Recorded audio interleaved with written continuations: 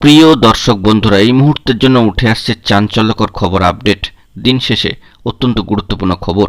নিয়োগ করা যাবে না, এবার চাঞ্চল্যকর তথ্য উঠে আসছে। শিক্ষা দপ্তরের বড় খবর, তাই সিরিয়াস টপিকটির ওপর আর্জেন্ট ভিত্তিতে এই সিরিয়াস ভিডিওটি কিন্তু ক্রিয়েট করতেই হচ্ছে আপনাদের জন্য। ভিডিওটিকে অবশ্যই সম্পূর্ণ শেষ পর্যন্ত শুনে বোঝার চেষ্টা করবেন, ভিডিওটিকে শেষ পর্যন্ত দেখে নেবেন। যে সমস্ত বন্ধুরা চ্যানেলটি এখনও পর্যন্ত সাবস্ক্রাইব করেননি, সাবস্ক্রাইব করে নিয়ে সঙ্গে থাকবেন। চলুন একদম কথা না বাড়িয়ে মূল আলোচনায় প্রবেশ করে সম্পূর্ণ বিষয়টিকে জেনে নিই। কার্যত আজকের ডেটে দাঁড়িয়ে 22/5/2024 তারিখে দাঁড়িয়ে মে মাসের শেষ পর্যায়ে নিয়োগ ঘিরে উঠে আসছে চাঞ্চল্যকর কিছু তথ্য আপডেট। নিয়োগ করা যাবে না এবার, এই বিষয়ে শিক্ষা দপ্তরের বড় খবর। সেই বিষয়টি আমরা সরাসরি জেনে নেওয়ার চেষ্টা করি। বন্ধুরা, এবার নিয়োগের ক্ষেত্রে বড়সড় একটা রদবদল আনলো রাজ্য শিক্ষা দপ্তর। কার্যত এবার শিক্ষা দপ্তরের অনুমতি ছাড়া কোনো স্কুলে নিয়োগ করা যাবে না আংশিক সময়ের স্কুল শিক্ষক। সম্প্রতি এমনই এক সিদ্ধান্তের কথা জেলা বিদ্যালয় পরিদর্শকদের অর্থাৎ ডিআই মহাশয়দেরকে জানিয়েছে শিক্ষা দপ্তর। সম্প্রতি মহামান্য কলকাতা হাইকোর্টের নির্দেশে 26,000 শিক্ষক কর্মচ্যুত হওয়ার পর আপাতত সুপ্রিম কোর্ট তাদের স্বস্তি দিয়েছেন। ঠিক তারপরেই এই সংক্রান্ত বিষয়ে কড়া সিদ্ধান্ত নিয়ে ডিআইদের নির্দেশ পাঠানো হয়েছে। যদিও শিক্ষা দপ্তরের একটি সূত্র জানাচ্ছে এই সিদ্ধান্ত আগেই কার্যকর করেছে শিক্ষা দপ্তর, কিন্তু তা আবারও স্কুলগুলিকে স্মরণ করিয়ে দিতে এই নির্দেশিকা জারি করা হয়েছে।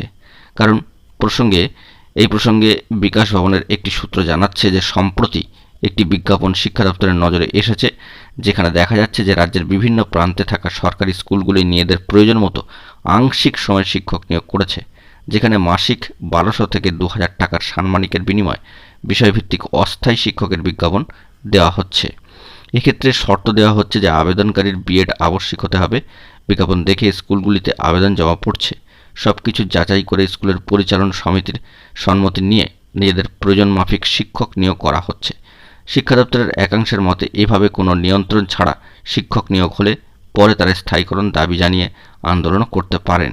সেক্ষেত্রে বিপাকে পড়তে হবে সরকারকে। তাই শিক্ষা দপ্তরের তথা জেলা বিদ্যালয় পরিদর্শকদের আগাম অনুমতি ছাড়া স্কুলে কোনো আংশিক সময়ের শিক্ষক নিয়োগ করা যাবে না। অর্থাৎ এক্ষেত্রে সরাসরি জানিয়ে রাখি যে পূর্ণ নিয়োগ নয়, এক্ষেত্রে আংশিক সময়ের নিয়োগের ক্ষেত্রে এবার কিন্তু ব্যাপক কড়া নির্দেশ শিক্ষা দপ্তরের। তাই শিক্ষা দপ্তরের নির্দেশের জেলার ডিআইরা নির্দেশিকা জারি করে জেলাভিত্তিক স্কুলগুলিকে একথা স্মরণ করিয়ে দিচ্ছেন।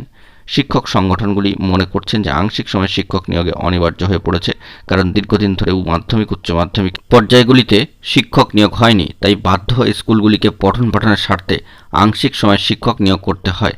ডিআইদের নির্দেশিকা মেনে স্কুলগুলিও আপাতত আংশিক সময়ের শিক্ষক নিয়োগ প্রক্রিয়া বন্ধ করছে, কিন্তু তাদের দাবি স্কুলের স্বার্থে শিক্ষা দপ্তরকেও মাধ্যমিক ও উচ্চ মাধ্যমিক স্তরের শিক্ষক নিয়োগের বিষয়টি তাড়াতাড়ি করা উচিত। অত্যন্ত গুরুত্বপূর্ণ একটি খবর আপডেট। কার্যত এবার আংশিক সময়ের নিয়োগের ক্ষেত্রে স্কুলগুলিতে একটা নির্দেশিকা জারির প্রসঙ্গ কিন্তু উঠে আসছে আবারও শিক্ষা দপ্তরের তরফ থেকে এবং বিকাশ ভবনের সূত্র ধরে। অর্থাৎ আংশিক সময় শিক্ষক নিয়োগের ক্ষেত্রে একটা সমস্যার জায়গা কিন্তু থেকেই যাচ্ছে, সে বিষয়ে গুরুত্বপূর্ণ এই বার্তা। দেখা যাক পরবর্তী ক্ষেত্রে কী খবর আপডেট উঠে আসে।